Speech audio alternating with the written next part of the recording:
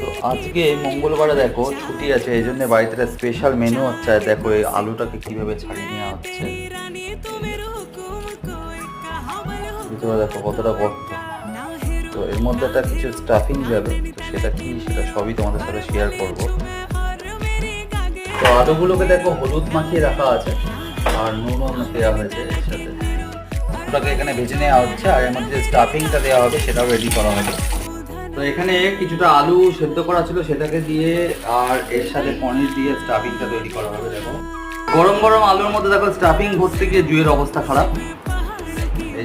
এই যে রান্নাটা হবে তার জন্য দেখো একটা পেস্ট তৈরি করা হয়েছে, এর মধ্যে আছে চারমগজ, পোস্ত, কাজু বাদাম এইসব দিয়ে একটা পেস্ট বানানো হয়েছে। আর তো এখানে দেখো গ্রেভিটা বেশ সুন্দর হয়েছে, টক দই দেওয়া হলো এর মধ্যে। এবার এটা ভালো করে গ্রেভিটাকে ফাইনালি আমাদের রান্না দেখো পুরো কমপ্লিট। রেসিপিটা আশা করি ভালো লাগলো তোমাদের।